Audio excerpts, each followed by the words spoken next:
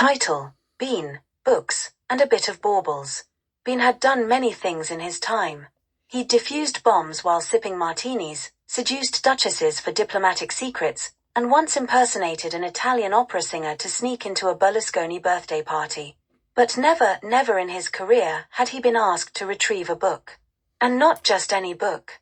A rare, signed first edition of The Gunslinger by Stephen King, the elusive 1982 print, which now seemed rarer than genuine human emotion in the British aristocracy. The mission came from his current handler, Doofus Knowlittle, a portly, bespectacled civil servant who looked like a man born to be baffled by jam jar lids. Bean, Doofus had wheezed through a mouthful of gingerbread. I know this is unorthodox, but the book is for my daughter. Huge King fan. If you can get it by Christmas Day, well, you're invited to the Knowlittle family Christmas. Turkey, gifts, carols, the lot.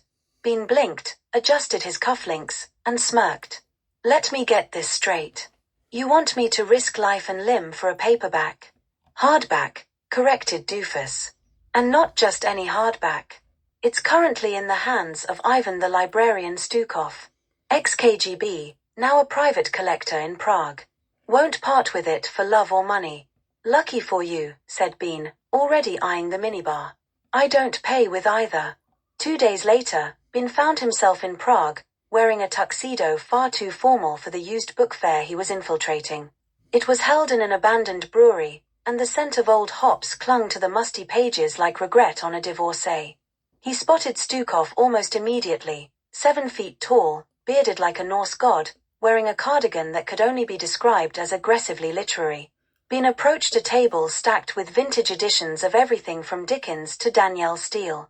On a crimson velvet cloth sat the gunslinger, guarded by a very suspicious cat with one eye and an expression of ancient disapproval. Ivan, Bean said smoothly, I'm here for the king.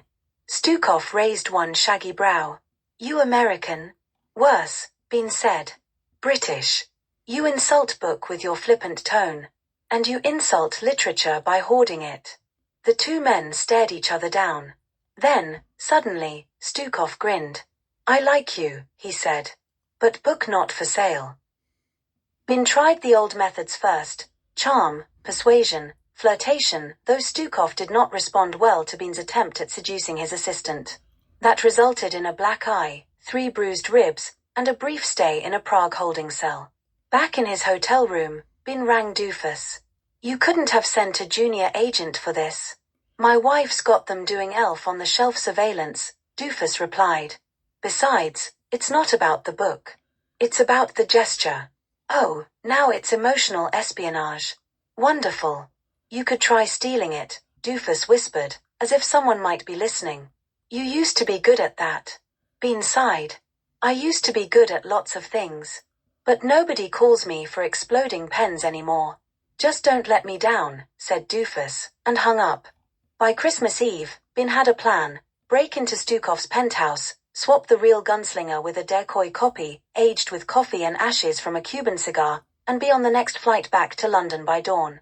He rented a crane under the alias Bean, Jimmy Bean, and swung himself onto the rooftop like a vaguely alcoholic Spider-Man.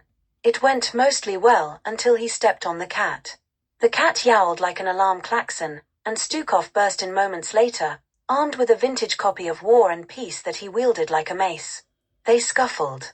Bean ducked, weaved, quoted Tolstoy mid-fight just to show off. Eventually, he managed to grab the real gunslinger, vault through a window, and land on a pile of snow-covered trash bags 2 stories down. He limped to the airport, his ribs screaming, his pride intact, and the precious book tucked inside a reinforced briefcase. Christmas Day. Surrey. The Knowlittle household was an explosion of wrapping paper and chaos. Children ran about with plastic swords. Doofus's wife offered Bean eggnog, which he politely refused in favor of vodka from his hip flask. Doofus unwrapped the book like it was the Holy Grail. You did it, Bean. You really did it. Bean gave a roguish smile. Wouldn't miss Christmas with the Knowlittles for the world. You know, said Doofus, wiping a tear, for all your flaws, your womanizing, your delusions of grandeur, your complete inability to stay employed more than 6 weeks, there's a good man under all that tuxedo stitching. Bean raised a brow. Don't make it weird, doofus. They laughed. The children began singing Jingle Bells. Someone handed Bean a cracker, which he pulled with a smug grin. It contained a miniature compass and a terrible joke. What do you call a snowman with a six-pack? An abdominal snowman, Bean read aloud, and for once, genuinely chuckled. As the fire crackled and the No-Littles fussed over a particularly burnt Yorkshire pudding, Bean looked around the room. He'd spent Christmases in casinos, castles, and even a Siberian cell once. But somehow, this chaotic little suburban sitting room, full of bad jokes, paper hats, and Doofus's monstrous knitting, felt more like home than any place he could remember. Maybe I'll stick around a bit longer, he muttered. Sorry, said Doofus. Nothing, said Bean. Just wondering if King ever wrote a sequel. Doofus grinned. Oh, he wrote 7. Bean exhaled. Bloody hell. The end.